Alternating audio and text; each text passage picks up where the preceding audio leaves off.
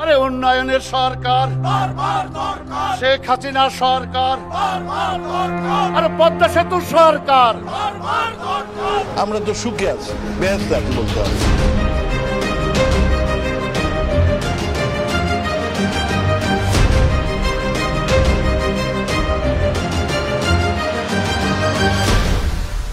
এখন টাকা পয়সা পয়সা নাই, সেরানা পয়সা নাই, এখন আদত আমার। সোনালী চাকমার ওনার ছেলেকে বিক্রি করার জন্য গেছে। ওনার চলাফেরা করার টাকা নেই, ওষুধপত্র কেনার টাকা নেই, এই জন্য ওনার ছেলেকে বিক্রি করে এটা থেকে মুক্তি পেতে চেয়েছিলেন।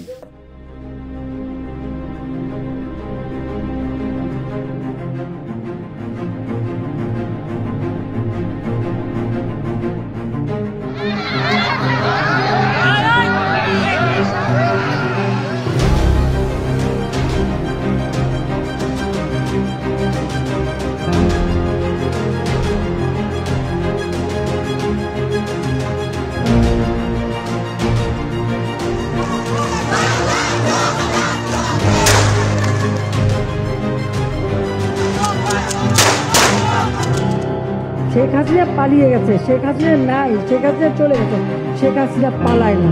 কে পালাবে? পালানোর মতো কি পরিবেশ হয়েছে যে আমাদেরকে কথা কথা বলছে পালানোর সময়ও পাবেন না? আমাকে চোর না আমরা টাকা?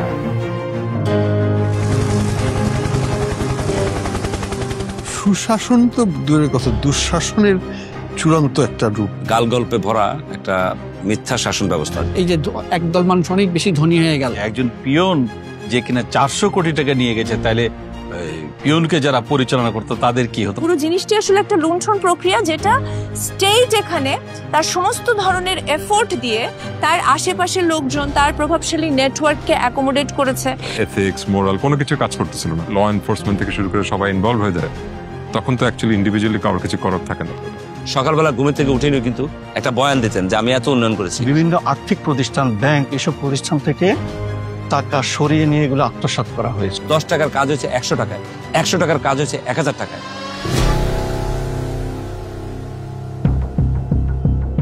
জুলাই বিপ্লবের মাধ্যমে বাংলাদেশ শেখ হাসিনার একনায়কতন্ত্র থেকে মুক্তি পাওয়ার 4 মাস পর 400 পৃষ্ঠার একটি শ্বেতপত্র প্রকাশ করা হয়। আন্তর্জাতিক খ্যাতিসম্পন্ন অর্থনীতিবিদ ডক্টর দেবপ্রিয় ভট্টাচার্যের নেতৃত্বে 12 সদস্যের একটি স্বাধীন কমিটি এই শ্বেতপত্র প্রকাশ করেন। সেখানে দেখা যায় শেখ হাসিনার 15 বছরের শাসন আমলে প্রতি বছর গড়ে 16 বিলিয়ন মার্কিন ডলার বাংলাদেশ থেকে বিদেশে পাচার করা হয়েছে। এই দশককে অলিগার্কের উত্থানের দশক হিসেবে বাংলাদেশের ইতিহাসে কোনদিনভাবে চিহ্নিত করা হবে।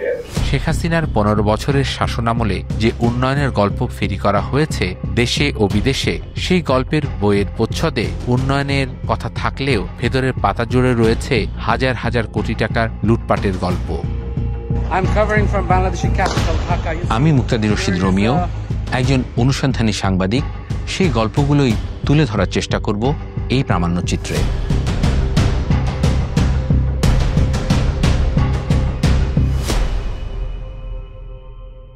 ব্যাংক ডাকাতি বলতে আমরা যেটা বুঝি, একদল সশস্ত্র ডাকাত ব্যাংকে গিয়ে ডাকাতি করে। তবে শেখ হাসিনার রাজত্বে বাংলাদেশে ব্যাংক ডাকাতি শব্দটির এক অভিনব সংস্করণ দেখা যায়, যেখানে সম্পূর্ণ রাষ্ট্রীয় সুরক্ষায় ও পৃষ্ঠপোষকতায় একের পর এক ব্যাংক দখলের ঘটনা ঘটতে থাকে।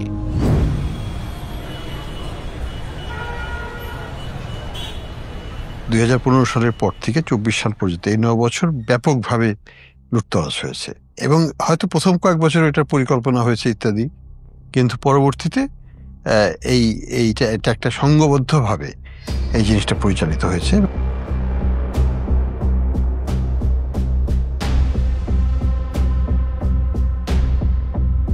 খুব সরাসরি ধরেন এস আলমের হাতে 10টা-11টা মিলে ব্যাংক আর্থিক প্রতিষ্ঠান ছিল, এবং টাকা ছাপিয়ে যে সমস্ত ব্যাংকে অর্থ দেওয়া হয়েছে তার মধ্যে তার প্রতিষ্ঠানই সবচেয়ে বেশি। 2017 সালের আগে এস আলম একজন সাধারণ ব্যবসায়ী ছিলেন। এতগুলো ব্যাংক দখলের পর এস আলম গ্রুপের বর্তমানে সম্পদের কোনো সীমা পরিসীমা নেই। ইসলামী ব্যাংক 2017 সালে যখন দখল করা হলো, এবং সে দখল করা হলো, সেটা একটা রাষ্ট্রীয় পৃষ্ঠপোষকতায় দখল করা হয়েছে। সেই পৃষ্ঠপোষকতাকে অনুমোদন দিতে হয় বাংলাদেশ ব্যাংকে। বাংলাদেশ ব্যাংকের তৎকালীন গভর্নর রাত 10টা পর্যন্ত সেন্ট্রাল ব্যাংকে অফিসে বসেছিলেন, কারণ ওখান থেকে ইসলামী ব্যাংক দখলের সমস্ত প্রক্রিয়া শেষ হওয়ার পরে এটা কেন্দ্রীয় ব্যাংকের অনুমোদন লাগবে, তিনি অনুমোদন দিবেন সেজন্য বসেছিলেন। মানে কিনে যেটাকে হস্তক্ষেপের মাধ্যমে করা হয়েছে তা নয়, এটাকে বলপূর্বক অধিগ্রহণ করে আমাদের রাষ্ট্রযন্ত্রের যেমন ডিজিএফআই এবং অন্যান্য প্রশাসনিক ইয়েদেরকে ব্যবহার করে অস্ত্রের মুখেই এই ব্যাংকগুলোকে তারা দখল করে নেয়। আওয়ামী লীগের রাজনৈতিক পৃষ্ঠপোষকতায় দখলকৃত ব্যাংকগুলোর মধ্যে অন্যতম ইউনাইটেড কমার্শিয়াল ব্যাংক বা ইউসিবি। 1984 সালে প্রতিষ্ঠার পর 1993 সালে প্রতিষ্ঠাতা পরিচালক হুমায়ুন জহিরকে হত্যা করা হয়। আব্বার যে অ্যাসোসিনেশন, সেখানে আপনার আওয়ামী লীগের একজন নেতা জড়িত ছিল এবং পরবর্তীতে দেখা গেছে যে সে দেশের বাইরে চলে যায়, পালায় যায় সে। এবং সে যখন আসে, সে এসে আরেকবার সে চেষ্টা করে, তখন আমি ব্যাংকের ডিরেক্টর, আব্বা মারা যাওয়ার পর আমি বোর্ডের ডিরেক্টর হই। তো সে আপনার বোধহয় 99 সালেও সে এবং তার ছেলে মিলে আমাদের ব্যাংক দখল, আমরা বোর্ড মিটিং করছিলাম এবং সেখানে সে ঢুকে যায় ব্যাংক দখল করার চেষ্টা করে। আলটিমেটলি সেটা সে পারে নাই, বাট সে আবার 2013-14 দিকে আবার সে ফেরত আসে এবং সে মারা যাওয়ার পর তার ছেলেকে মন্ত্রী করা হয় আওয়ামী লীগ সরকারের। তো এরপরে সে প্রতিমন্ত্রী, মন্ত্রী সবগুলো পদই করে এবং দেখা যায় যে 2018-তে এসে সে ব্যাংকটার পুরোপুরি দখল নেওয়ার চেষ্টা করে এবং আমাদেরকে বাধ্য করে বের হয়ে যাওয়ার ব্যাংক থেকে আর কি। তো 2018 জুনে আমি রেজিগনেশন দিয়ে আমি বের হয়ে চলে আসি। তার দলীয় লোকজন এবং তার ঘনিষ্ঠ জনরাই এগুলোর সাথে জড়িত ছিল। ব্যাংকের মালিকানা, তারপরে ব্যাংকের পরিচালনা পর্ষদের চেয়ারম্যান সহ মেম্বার ঘনিষ্ঠ লোকজনই ছিলেন।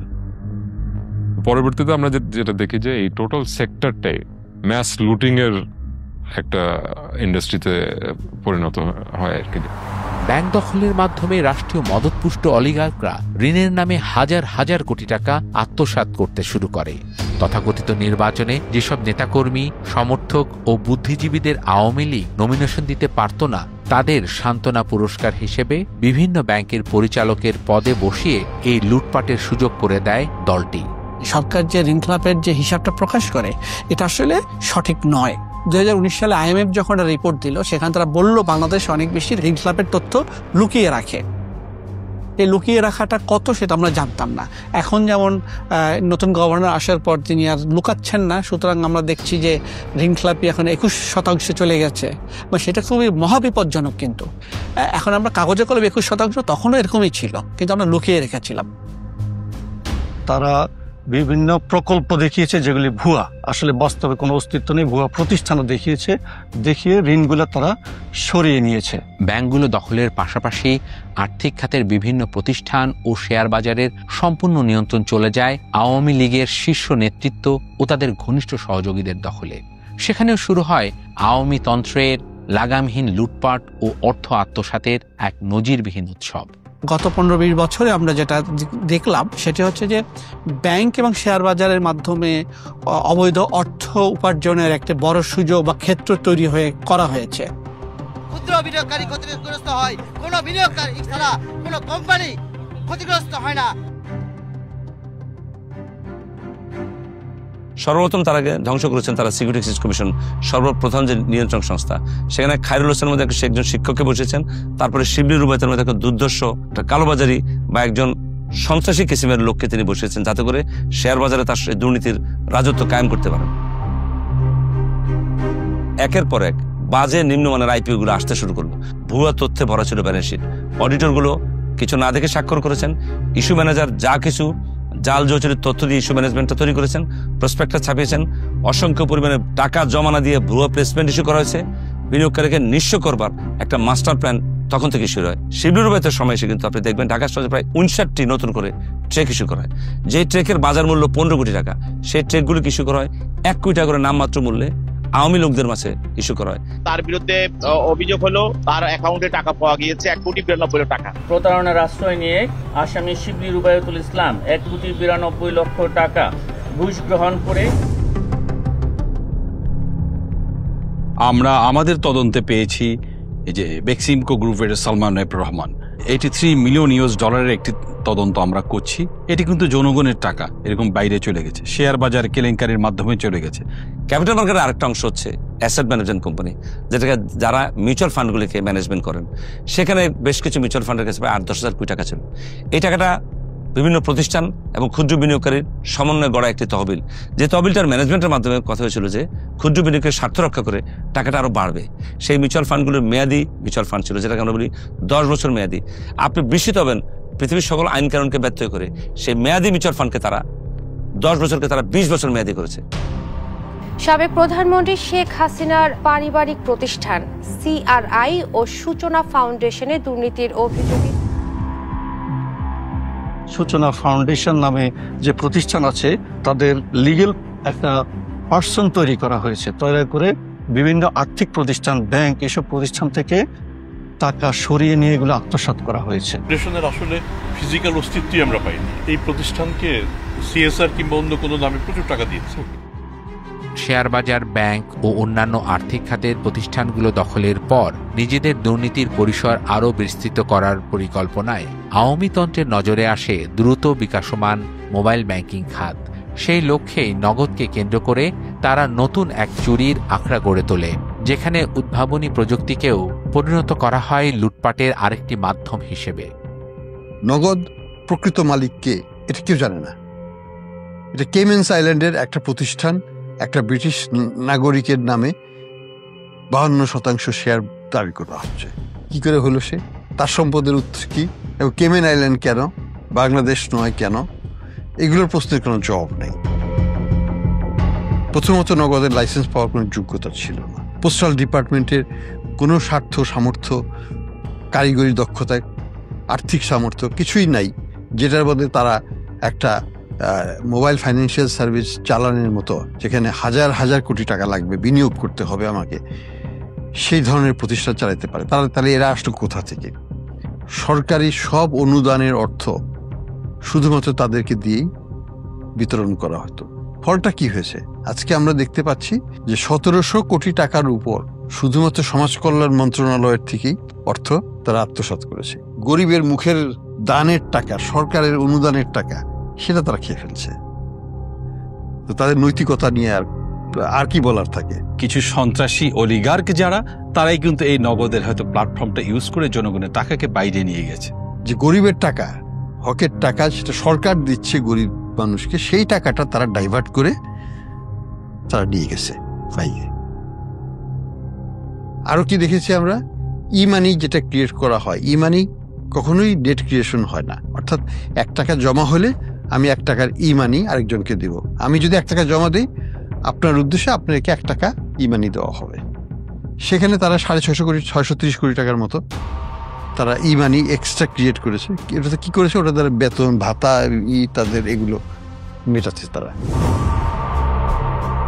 আওয়ামী লীগ আমলে মেগা প্রকল্প মানেই ছিল মেগা দুর্নীতির নীল নকশা। যত বড় প্রকল্প তত বেশি লুটপাট। এসব প্রকল্পের বেশিরভাগ ক্ষেত্রেই সাধ্যতা, স্বচ্ছতা ও সম্ভাব্যতা কোনোটাই ঠিকমতো যাচাই করা হতো না। আর এই ক্ষেত্রে বিদ্যুৎ খাত ছিল তাদের সবচাইতে পছন্দের।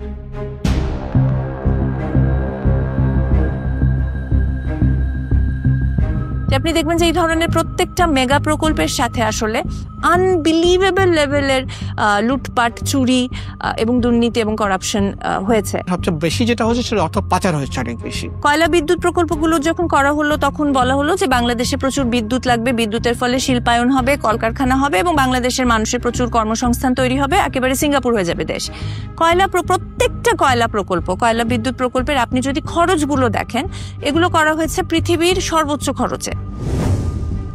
ফর এক্সাম্পল, আপনি দেখেন মাতারবাড়ি বিদ্যুৎ প্রকল্প, এটার যে খরচটা হয়েছিল প্রায় $4 বিলিয়ন কাছাকাছি। সাধারণত আপনি $2 থেকে $2.5 বিলিয়ন মধ্যে একটা বিদ্যুৎ প্রকল্প হয়ে যাওয়ার কথা, সেখানে আপনার প্রায় ডাবল খরচে আমি করছি। এবং এই সময় কিন্তু বিভিন্ন পত্রিকা রিপোর্ট করেছিল যে হঠাৎ করে মাতারবাড়ি বিদ্যুৎ প্রকল্পের খরচ 10,000 কোটি টাকা বেড়ে গেল এবং সেটার কিন্তু কোনো জবাবদিহিতা নাই। হঠাৎ করে বেড়ে যাচ্ছে প্রকল্পের খরচ এবং সেটা জনগণ জানতে পারছে না কি কারণে প্রকল্পের খরচ বাড়ছে।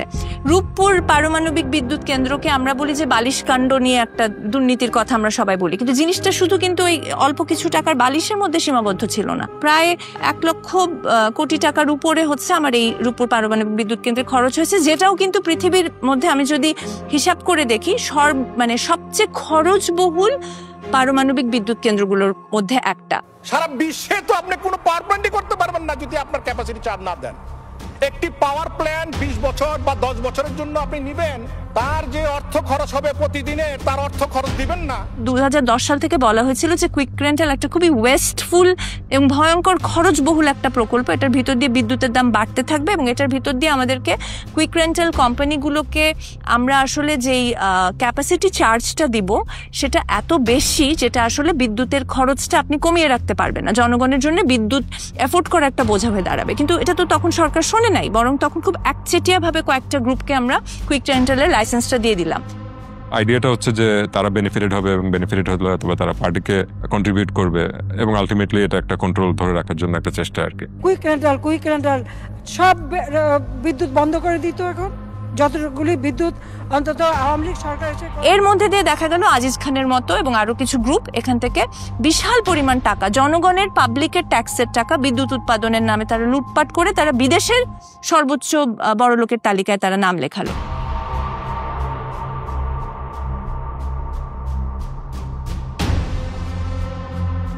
ফোর্বসের করা বিশ্বের শতকোটিপতি বা বিলিয়নিয়ারদের সর্বশেষ তালিকায় তার অবস্থান 2540তম। পুরো একটা মন্ত্রণালয় আসলে দেশি বিদেশি কোম্পানি, দেশি বিদেশি লবিং, দেশি বিদেশি ঠিকাদার প্রতিষ্ঠান, তারা মূলত হচ্ছে কে কোন প্রজেক্ট পাবে, কে কোথায় কাজ করবে, এগুলো আসলে মন্ত্রণালয়ের ভিতরে এক ধরনের ভাগ বাটোয়ারার ভিতর দিয়ে এই লুণ্ঠনগুলো হয়েছে। তারপর ধরেন আমরা পায়রা বন্দর তৈরি করলাম, তখন ওই সময় হারমান কুডরাস নামের একজন জার্মান জিওলজিস্ট উনি কিন্তু ওয়ার্নিং দিয়েছিলেন যে পায়রা বন্দরের নাব্যতা এতটাই কম যে এখানে আসলে এই লেভেলের এত টাকা খরচ করে এরকম একটা প্রকল্প করলে এটা পরবর্তীতে আসলে এটা ড্রেজিং করতে যে পরিমাণ খরচ হবে সেটা আসলে সরকার কুলাতে পারবে না। এটা ভয়াবহ একটা খরচবহুল প্রকল্প এবং এই লোকেশনটাই পায়রা বন্দরের জন্য ঠিক না। একটা ভুল লোকেশনে বাংলাদেশের জনগণের পাবলিকের ট্যাক্সের টাকার 1,36,000 কোটি টাকা খরচ করে পৃথিবীর সর্বোচ্চ খরচবহুল প্রকল্পটা পায়রা বন্দরে করা হলো। প্রথম আলো রিপোর্ট করেছিল, আমার রিপোর্টটা এখনো মনে আছে, পৃথিবীর সর্বোচ্চ খরচবহুল প্রকল্প। এখন আপনি দেখেন পায়রা বন্দর কিন্তু চালানো যাচ্ছে না, কারণ হচ্ছে তার নাব্যতা সংকটটা এমন যে ড্রেজিং করে কুলানো যাচ্ছে না। দ্য পয়েন্ট ইজ যে এই ওয়ার্নিংগুলো কিন্তু আমাদেরকে দেয়া হয়েছিল। শেখ হাসিনার আমলে প্রায় প্রতিটি ছোট বড় প্রকল্পই নেওয়া হতো মূলত জনগণের টাকা লুটপাটের উদ্দেশ্যে। বিশেষ করে সেতু ও মহাসড়ক প্রকল্পের ব্যয় হতো অস্বাভাবিকভাবে বেশি, যা ছিল দুর্নীতির জন্য উন্মুক্ত ক্ষেত্র। ফ্লাইওভার যেগুলো আমরা করছি সেগুলো আমরা করছি সাউথ এশিয়ার মতো সর্বোচ্চ খরচে, এবং আওয়ামী লীগ আমলেও কিন্তু কিছু পত্রিকা সাহস করে তখন রিপোর্ট করেছে যে আমরা দক্ষিণ এশিয়ার মধ্যে সর্বোচ্চ খরচে আমাদের ফ্লাইওভারগুলো হচ্ছে। ওয়ার্ল্ড ব্যাংক 2017 সালে কিন্তু রিপোর্ট করেছে, খুব স্পষ্টভাবে তারা বলেছে যে বাংলাদেশে যে রাস্তাগুলো নির্মাণ হয় সেটা নির্মাণ হয় ভারতের চেয়ে, চায়নার চেয়ে এবং ইউরোপের চেয়ে দ্বিগুণ অথবা 3 গুণ খরচে। ওয়েলটেক্স 2018 সালে একটা রিপোর্ট করেছিল যে পৃথিবীর শীর্ষ বড়লোক বৃদ্ধির দেশে বাংলাদেশ হচ্ছে প্রথম স্থান অধিকার করেছে, তার কিছুদিন পরে গিয়ে 3য় স্থান অধিকার করলো। তার মানে হচ্ছে যে এই যে টাকাগুলো, এই টাকাগুলো কোত্থেকে এসেছে এটা খুব ক্লিয়ার। এগুলো সবকিছুই হচ্ছে কোনো না কোনো প্রকল্পের সাথে জড়িত, কন্ট্রাক্টের সাথে জড়িত, কোম্পানির সাথে জড়িত, লোকাল এজেন্টের সাথে জড়িত, এবং এই জিনিসগুলো 15 বছর ধরে ক্রমাগত হয়েছে। স্বাধীনতোত্তর সময় থেকেই টাকা পাচার বাংলাদেশের অর্থনীতির অন্যতম বড় অভিশাপ, কিন্তু গত সরকারের 15 বছরে এই পাচার নজিরবিহীন মাত্রায় পৌঁছে যায়। এত পরিমাণ অর্থ বিদেশে পাচার হতে থাকে যে দেশের আর্থিক ব্যবস্থায় প্রচণ্ড চাপ সৃষ্টি হয়। কেন্দ্রীয় ব্যাংকের বৈদেশিক মুদ্রার রিজার্ভ দ্রুত কমতে থাকে, ব্যাংকিং খাতে দেখা দেয় তীব্র তারল্য সংকট।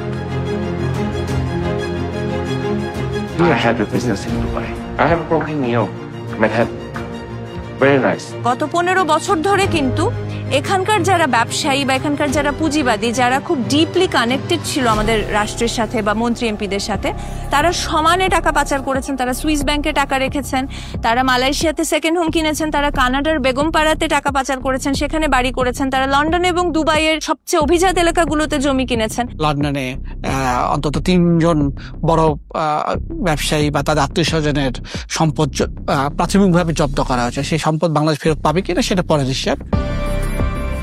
আমার বাসায় কাজ করে গেছে পিয়ন, সে এখন 400 কোটি টাকার মালিক।